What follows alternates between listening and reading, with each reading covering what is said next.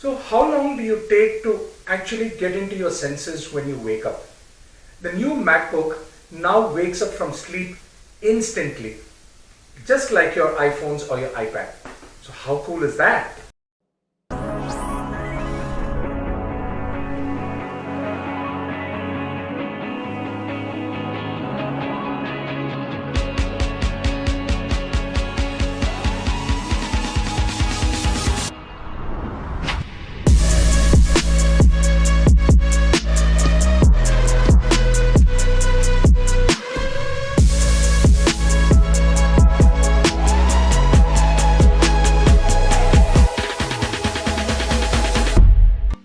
Hi, my name is Deepak and I run a company called Nurture IT, which brings to you the latest in IT and telecom infrastructures. Every time there is a new launch of a processor by any brand, it's natural that you would expect some amount of pumping up of power and obviously a better battery backup.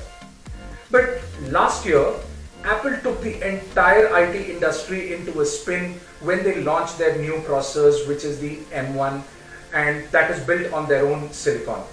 But to me, the biggest and most exciting part was the battery backup. They say that the MacBook Pro 13 will give you about 17 hours on a wireless web browsing and 20 hours on a movie playback.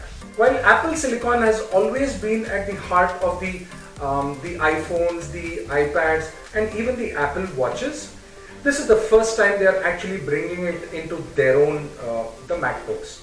So this marks a breakaway from Intel, with whom they've had an association for over a decade now. While the earlier Macs were based on the Intel's x86 architecture, the new M1s are based on the ARM or ARM architecture.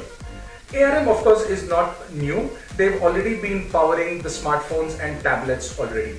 M1 is the first PC chip which has been built on the industry-leading 5 nanometer processor technology. So if you want to compare this to competitors, Intel's 11th gen processors is on a 10 nanometer, whereas AMD is still on a 7 nanometer. Quite a reduction, right? What this entails is that this packs the largest number of transistors that have ever been put on a single chip, which is 16 billion transistors. Until now, a Mac needed multiple chips to deliver all its features. It had chips for the processor, for I/O, for security, and then memory. Now with M1, all these technologies are combined into a single SoC, delivering a whole new level of integration for more simplicity, efficiency, and amazing performance. M1 also features Apple's Unified Memory Architecture, or UMA. It unifies its high bandwidth, low latency memory into a single pool within a custom page. As a result, all of the technologies in the SoC can access the same data without copying them into multiple pools of memory. This dramatically improves both performance and power efficiency. The M1 is an 8-core CPU which is divided into two types. The first type is the high-performance cores, which are obviously for heavy-duty computing, and the second type are the high-efficient cores, which on their own deliver similar performance as the current generation dual-core MacBook, while they're consuming just about 1/10 the power. These E-cores are the most efficient place to run lightweight tasks, and which frees up the performance cores to be used for the demanding workloads. The MacBook can deliver all these at an incredible power efficiency. So what's in it for the creators? Apple has struck the right balance between great CPU performance on one hand and an integrated GPU on the other. M1 with its 8-core GPU gives you the best of the world in terms of performance as well as power efficiency. They've also bundled machine learning, video analysis, voice recognition, image processing, security, Thunderbolt USB 4 controller, and many more features. The M1 launch also ushers in a totally new Mac OS called the Big Sur, which obviously is designed to squeeze out the best of the M1's ARM architecture. While some applications like MS Office and Lightroom are already available on Big Sur, the other vendors are racing against time to launch their own versions which are compatible to the M1 platform. So legacy users, no need to fret, because in the interim, Apple has built an interface called Rosetta.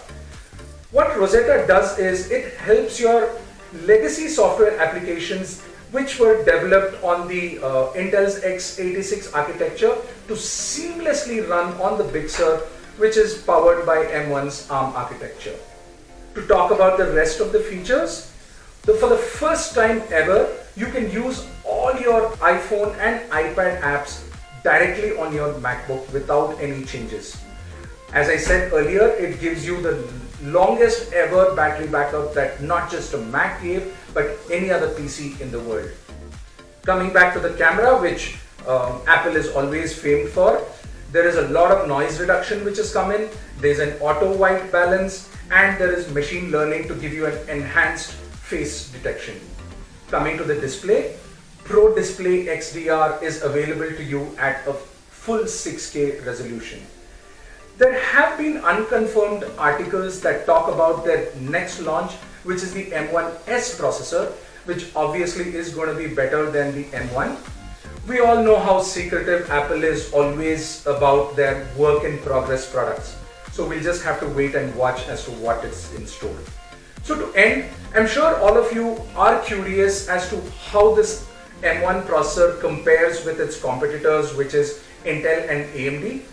We've got this covered for you as well. Just scroll down into the comments column and you'll find a link for that.